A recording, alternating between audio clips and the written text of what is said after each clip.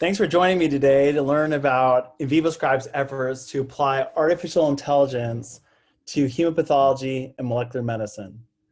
Pre-recorded messages are not ideal medium to transfer knowledge and send message to join with us InVivoScribe to develop therapies for AML. So feel free to pause the presentation at times. Usually people can only concentrate for about 10 minutes. So feel free to pause it and then restart. And think about the issues as they come up. Some of these topics I briefly touch on and encourage you to dive deeper with the publications and ultimately join with us to get things done. Today, the talk is going to be broken into 3 different sections. First, I hope to discuss AML and the need to evaluate genomic architecture and to evaluate the leukemia-associated immunophenotype. That's like the why of the presentation. Second, I want to touch on machine learning, deep learning algorithms, and advances in computer vision. That's really the method, it's the how, it's the new innovation of this talk. And the third is I want to share with you the ongoing project with InVivoScribe and how we're using artificial intelligence with acute myeloid leukemia. The results, it's sort of the why, the how, and then the show me. Okay, before we get into that, what I want to really show is the current state of the clinical outcomes. I always like to start with this presentation with this slide. It sort of keeps it real for everyone. Here's the data from the surveillance, epidemiology, and end results, the SEER program, developed by the National Cancer Institute. This graph shows the difficult road that patients have when diagnosed with acute myeloid leukemia. Although we have made great strides in curing patients with acute promyelocytic leukemia, APL, also we've made good efforts with core binding factor AML, but many others subgroups have poor outcomes. I hope to see that the estimated death rate that you can see right here drops considerably over the next decade. So I just want to touch on one publication that recently came out that gives me hope that we can turn the tide. InVivoScribe plays a pivotal role in the largest clinical trials conducted and advances in acute myeloid leukemia. Here's the data from the VIAL-E trial. Courtney DiNardo and other colleagues published a paper in 2020 with regards to therapy for AML. Many older men and women are unable to tolerate 7+3 chemotherapy, let alone transplant for cure. This cohort is sizable as AML prevalence increases with age, and older men and women are commonly the most affected by this disease. Therapy has been limited to hypomethylating agents like azacitidine. So this paper is encouraging because they added, instead of just azacitidine plus placebo alone, they added a BCL2 inhibitor, venetoclax, to the regimen. You can clearly see the improvement in overall survival for patients with and without venetoclax. And the hazard ratio decreased to 0.66 with a 95% confidence intervals well within improvement of overall outcomes. This trial used us in providing molecular assays to elucidate the genomic architecture. First, we helped elucidate the TP53 and NPM1 data with our assay MyAML. This assay detected not only these 2 variants, but it's a 194 gene panel that detects both single nucleotide variants, but also internal tandem duplications and structural variants, which are commonly found in AML. Furthermore, we provided companion diagnostics to this group to detect FLT3 somatic variants, which you can see are important to detect. If you look at this subgroup analysis here, you can clearly see a difference in overall survival with patients that received azacitidine plus venetoclax, which was better than the placebo in the IDH1 and 2 groups. But you make yourself wonder if how effective that therapy is, specifically in T53 and MPN1, and possibly at FLT3. I think more data will be needed to further clarify this. So how are we going to broaden and find more drugs like this? And I think the Beat AML paradigm offers a good avenue for exploring further drugs to develop in acute myeloid leukemia. The Beat AML program involved 11 academic medical centers who worked collectively to accrue a cohort of approximately 950 samples, and 11 biologic and pharmaceutical companies contributed to supplying drugs or other therapies for the testing.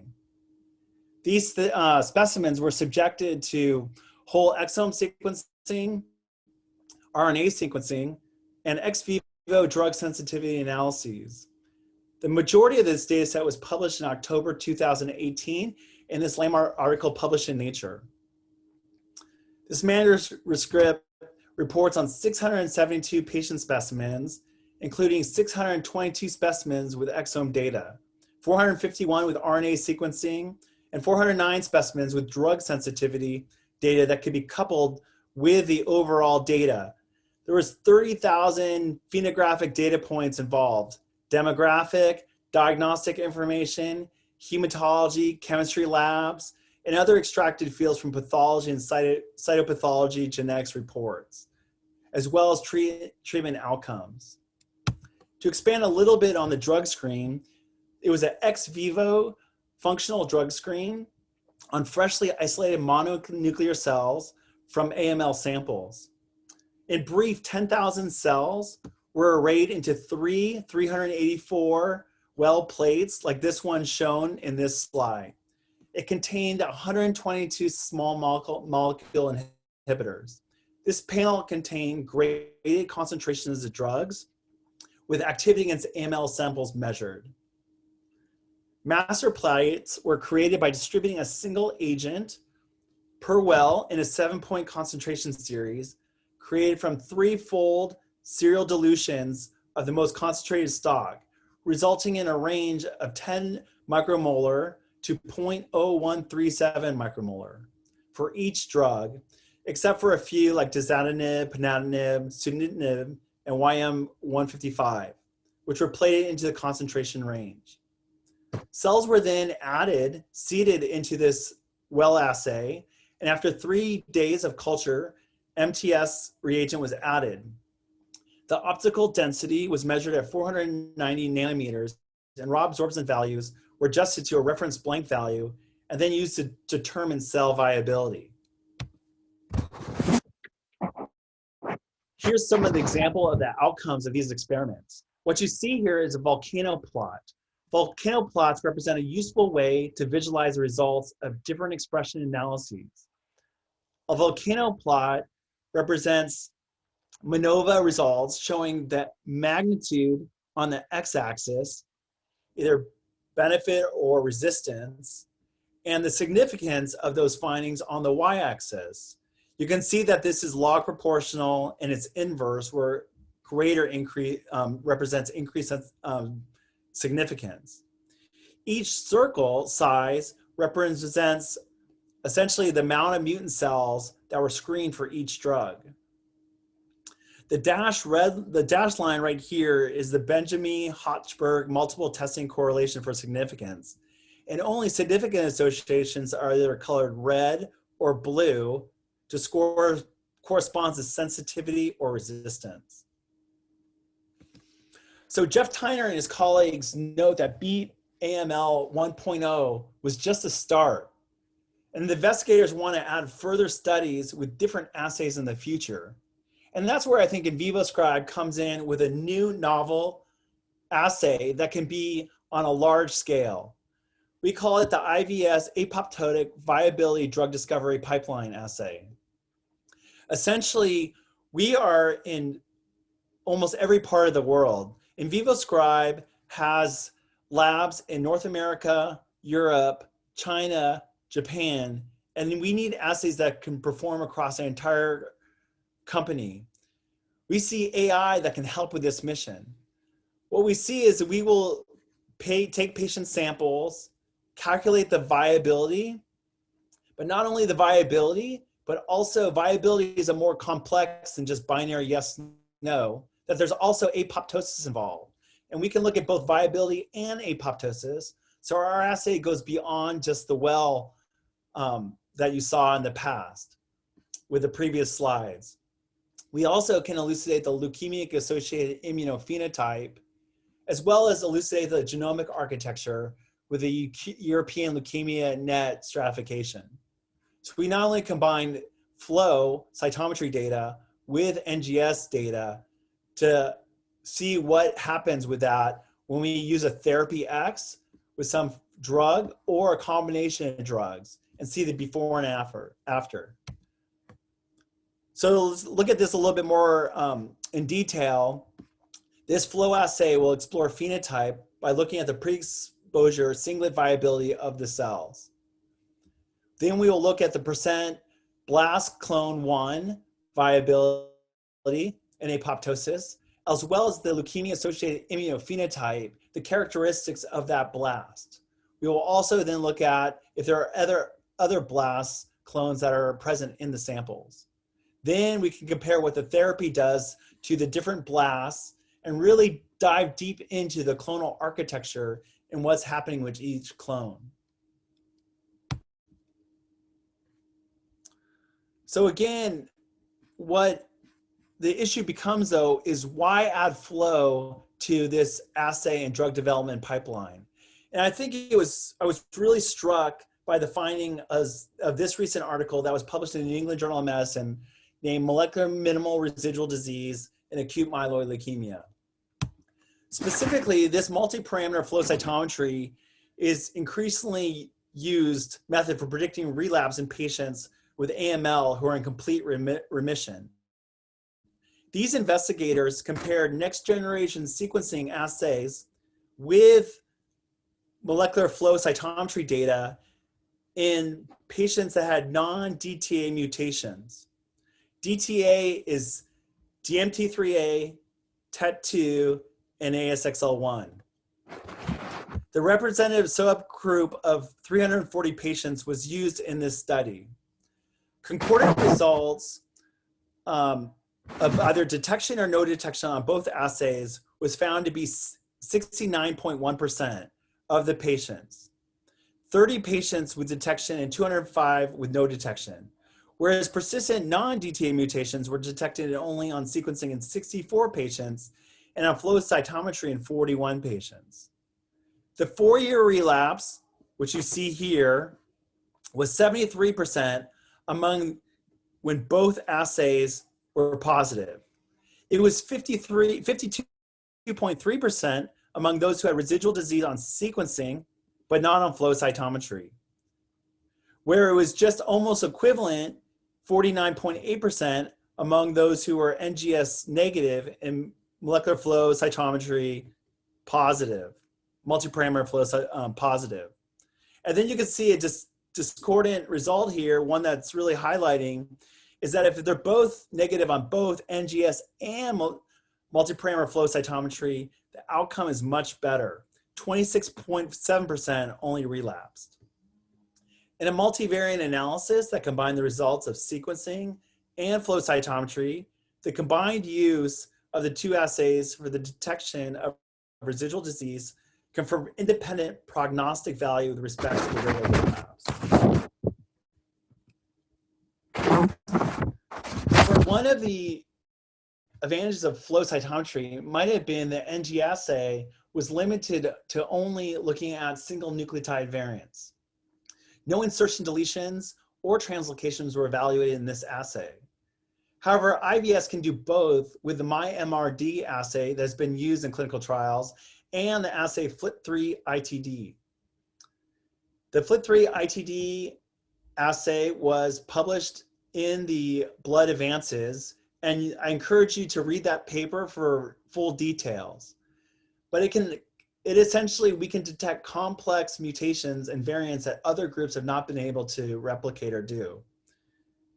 Here you see excellent analytical linear findings with essentially, you can see the strong linear findings of the NGS MRD assay when you decrease the prevalence of the variant. You can also see the excellent important results with discrimination, that if you're positive, your overall survival is much worse here if you're detected to have a FLT3 ITD variant versus if you're up here. So it's important to have very good NGS assays, which we have, but flow has always been problematic. And in vivo scribe has had somewhat reservations using flow cytometry, so to make it sure that it's standardized across the world and across our company. We've been concerned with papers that have come out, like for example, this paper in Blood Cancer Journal 2013. What you see here is that there was a test group that essentially was specialized in flow cytometry. And what they did is they taught other centers how to read and develop and detect leukemia-associated immunophenotypes on an MRD level. And what you see is each center needed a learning phase to essentially get better at picking up immunophenotypes. For example, what you see here is if there's only one leukemia-associated immunophenotype in the learning phase, in the test phase, some of them got a little bit better, but not by much. And you see what a more concerning sign is that the more leukemia-associated immunophenotypes of the sample there is, the more that was missed, although it improved from learning phase to test phase. The number of samples incorrectly evaluated increases to the point that essentially additional 9 to 20% of cases would have been resulted in false negatives based on this technique. What the authors argue is that at this phase, there should be clinical trials should only use a core facility to evaluate all flow cytometry. However, there is hope. And I think what I want to next is focus in on the how. We talked a little bit about the why, that flow cytometry offers more information than just NGS alone to overall survival with patients. And I think this next part of this talk is now we're going to focus on the why, is the how, and how this is done. We find encouraging computational methods that can be applied to flow cytometry to decrease bias and improve throughput. FlowCap, which is flow cytometry critical assessment of population identification challenge, was initiated and revealed that a large number of these automated algorithms can perform equally well, or if not better, than a human expert with respect to population identification as well as sample classification. The more recent FlowCap challenge, flowcapflowcyte.org is where you can see it, have a number of additional promising automated analyses approaches among them that show several novel methods for clustering. One of these papers can be seen in Nature Methods. Here you see the total number of misclassifications for each sample in the test set. Sample from 180 to 359 of the AML set. These represent all the algorithms detecting AML samples in this set. What you can see here is that there is, unfortunately, some misclassifications, particularly with sample 340. Here is essentially output from the different algorithms for forward scatter and side scatter, where black is normal and AML essentially is red. And CD34 is essentially a marker for abnormal cells, AML blasts. And essentially, it's encouraging to see that most of the 25 algorithms that participated in the AML sample classification challenge, 12 provided perfect classification of all 359 patient samples with an F measure, which is sort of a way to gauge algorithm classification results, was 1.0 into AML versus non-AML categories, using data from 2,872 separate flow cytometry staining samples. Additional 8 algorithms were discrepant on only one sample, as we mentioned, 340, in which 80% of the automated results performed nearly perfectly except for this one sample. So essentially, the authors conclude that if you incorporate these algorithms into diagnostic pathology laboratory workflows, you can thereby eliminate much of the labor-intensive, subjective, and error-prone features of manual analysis. This is gaining more and more steam, and in a recent publication in the European Journal of Immunology in 2019, they devote part of their paper on artificial intelligence in flow cytometry. So if you want to learn more about various methods, there's a really nice review in this paper published very recently in 2019 about the R-based programming environment and how it can be used with flow cytometry data analysis by Ryan Brinkman and his groups. We have explored other algorithms with regards to Python, which we'll get to later, but we find much of the most established algorithms are in the R-based programming language, and we incorporated those into our workflows. One workflow in the stages that you can sort of anticipate are that in flow cytometry, there's a pre-processing stage that includes both compensation, transformation, normalization, and quality assessment. And then after this, which is the really difficult part for manual curation, particularly when you add more and more fields or antibody with fluorochromes, is the sequential manual gating that's involved. And FlowCore can help with that. FlowJo is a common, as well as FCS Express and others can help with that with the manual process. However, automated gating can potentially move through very quickly through some of this, and FlowSum is one that we will highlight in a second. There's also cross-sample comparison that needs to be done, interpretation, and often extra processing steps involved as well. So just to highlight, one is flow density. Flow density is a tool that performs automated gating and using a supervised algorithm. This tool automates a predefined manual gate approach.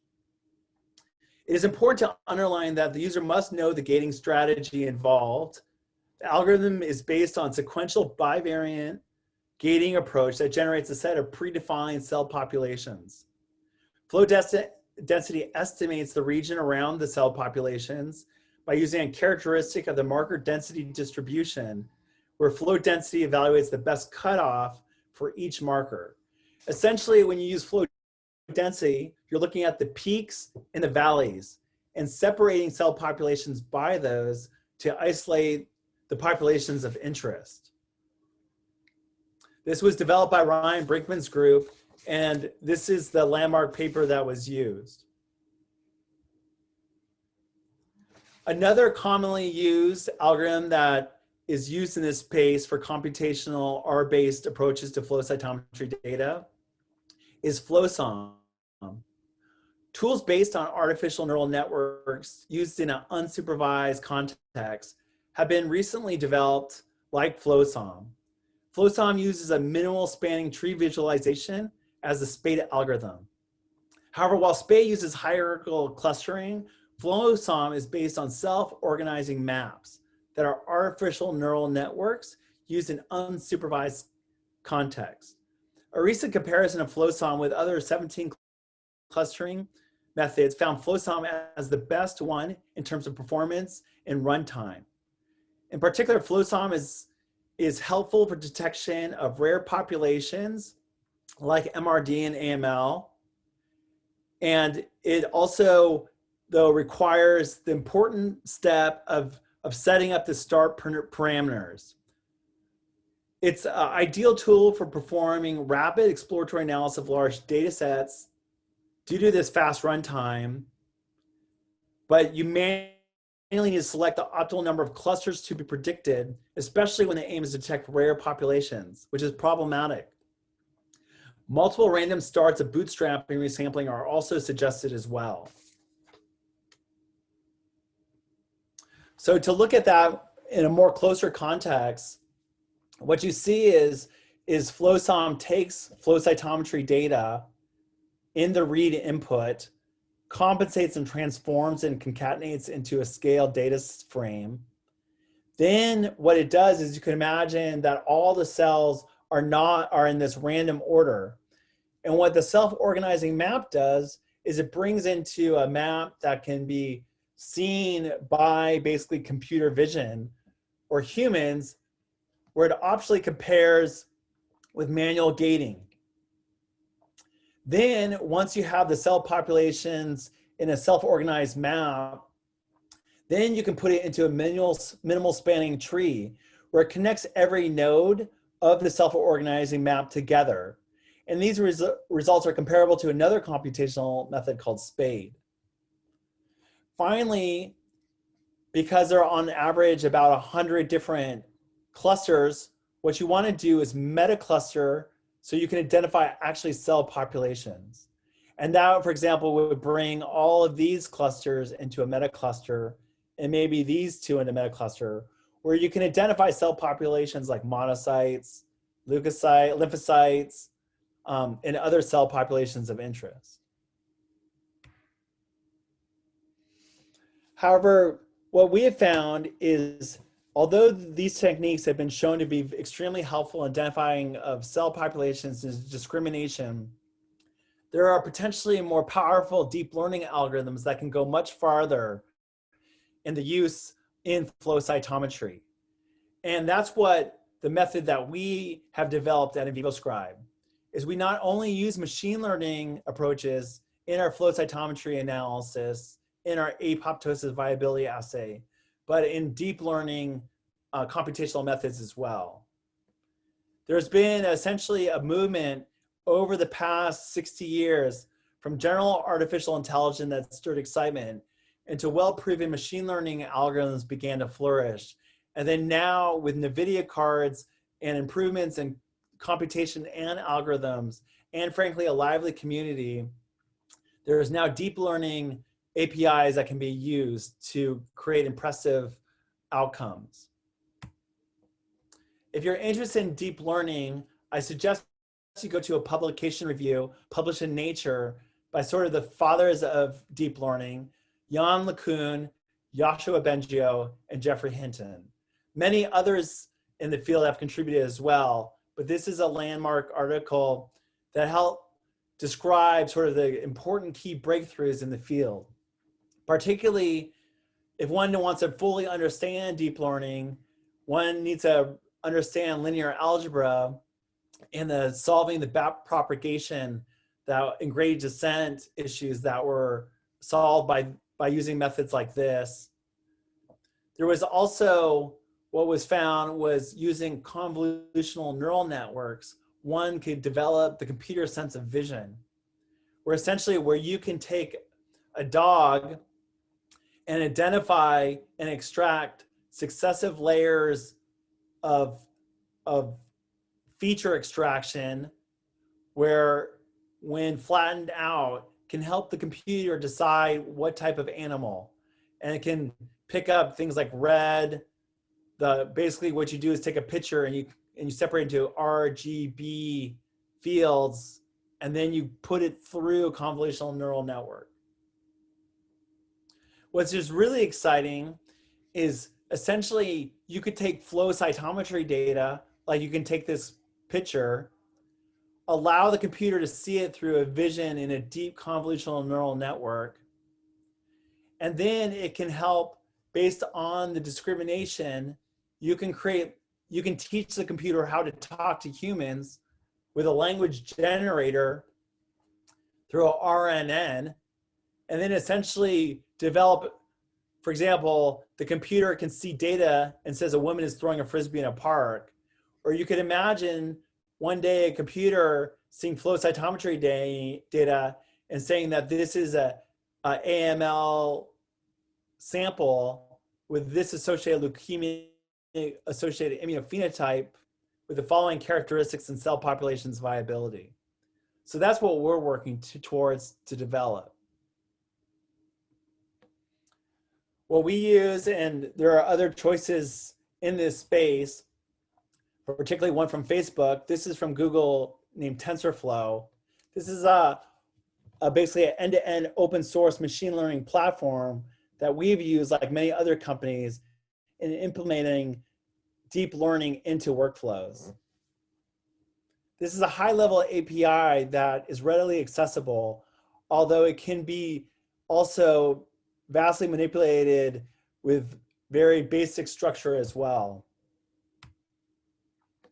If you're interested in the whole deep learning field in artificial intelligence in healthcare, JAMA has published many different articles in this space, and I encourage the reader to go and look at the various articles in machine learning in JAMA.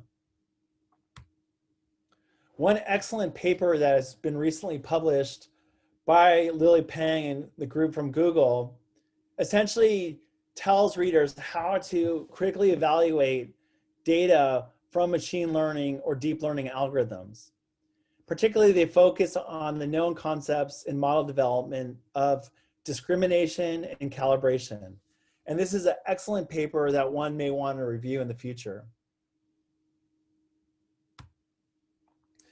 What they do is deep learning is a novel paradigm difference between traditional rules-based and rule programming that's been done in the past.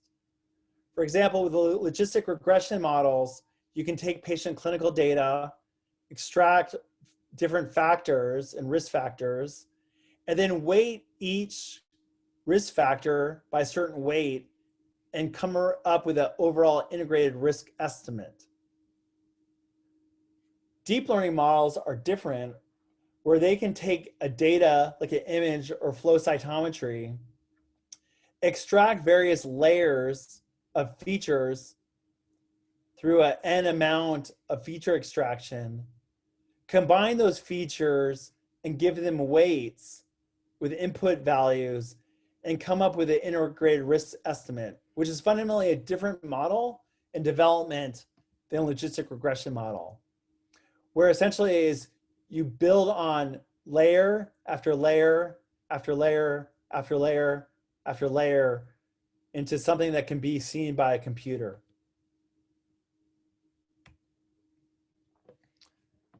The FDA is actively involved in artificial intelligence machine learning models, and are coming up with a dialogue of discussion of how to submit models to the FDA for improvement and approval, and also on how to improve on those over time, which is a necessary component of model development in AI.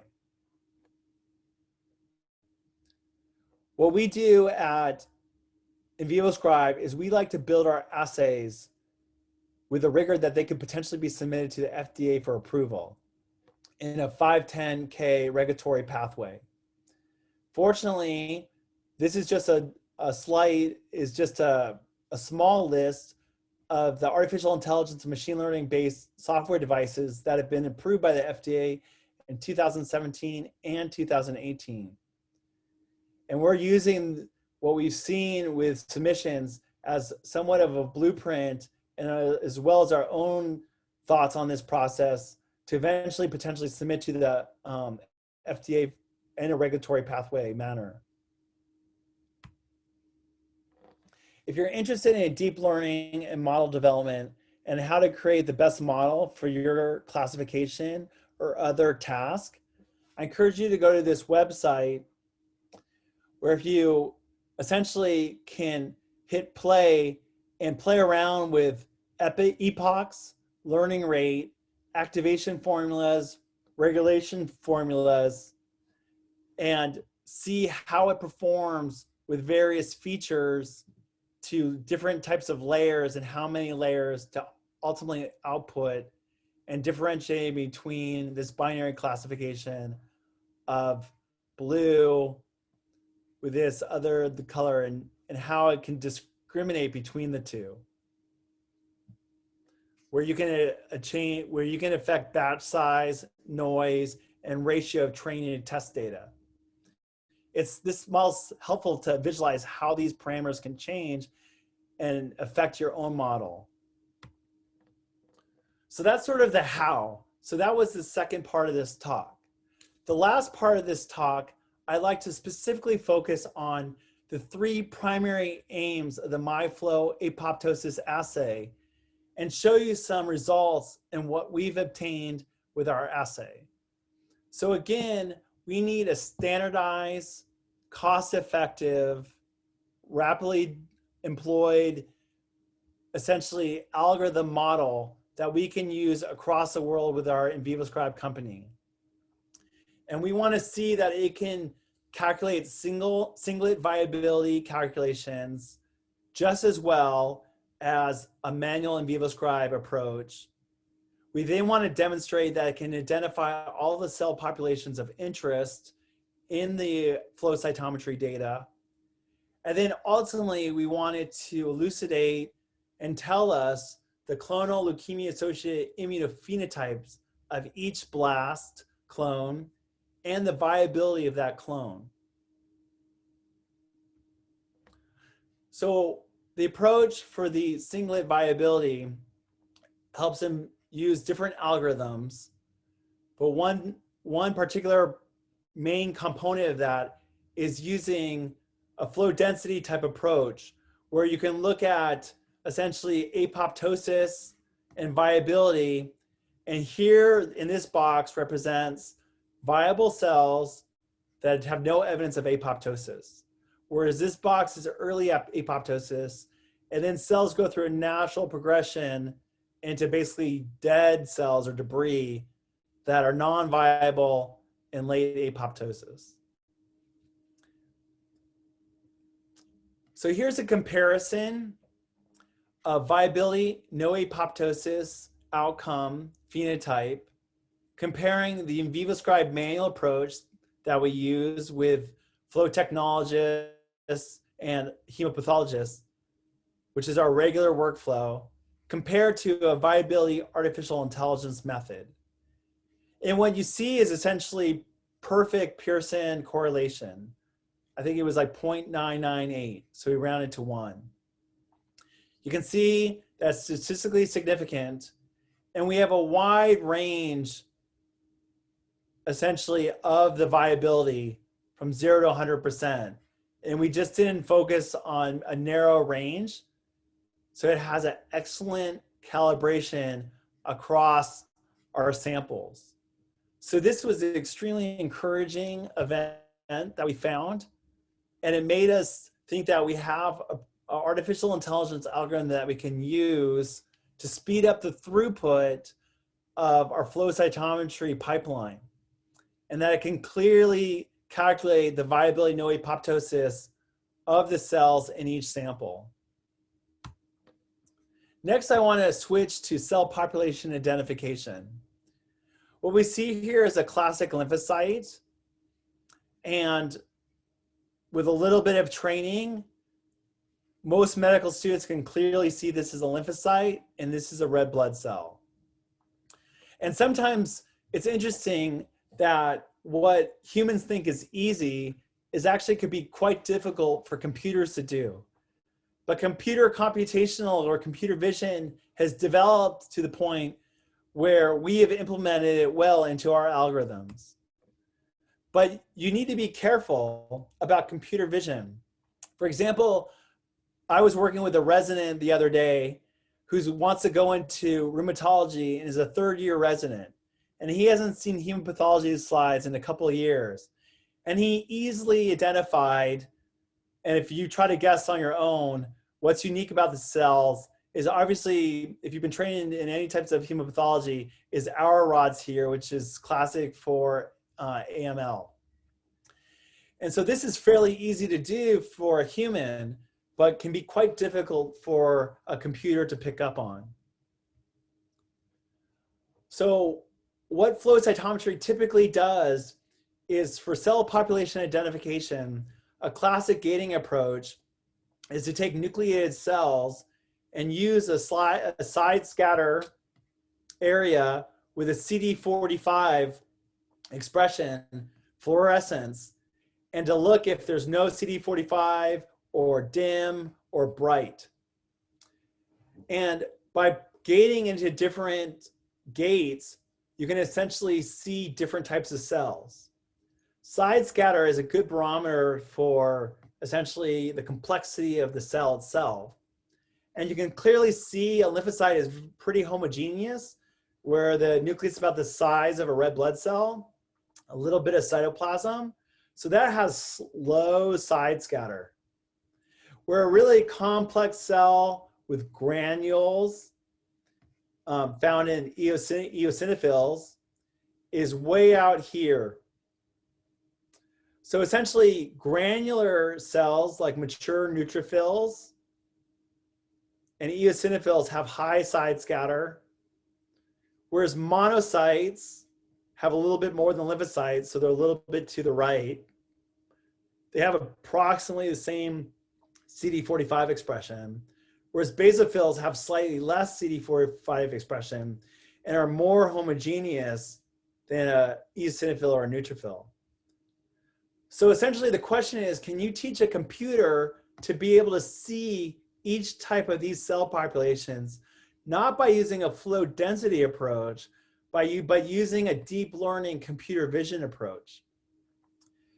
And what we think is, we have found something that is very exciting, but it has to account for not every lymphocyte looks like a standard one in a textbook. You can have some reactive lymphocytes as well that have more cytoplasm than the standard lymphocyte that we saw before. Also, some lymphocytes hug red blood cells, and although these were removed with flow cytometry, it can change the appearance.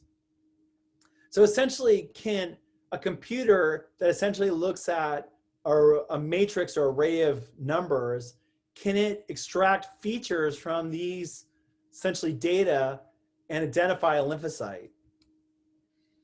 So there has been much progress in this space, and array programming with NumPy makes essentially huge amounts of data computationally efficient by using Python, pushing it through NumPy. You can use scikit-learn, which we use to help generate model development, but then ultimately put it into like TensorFlow for application-specific computer vision with flow cytometry.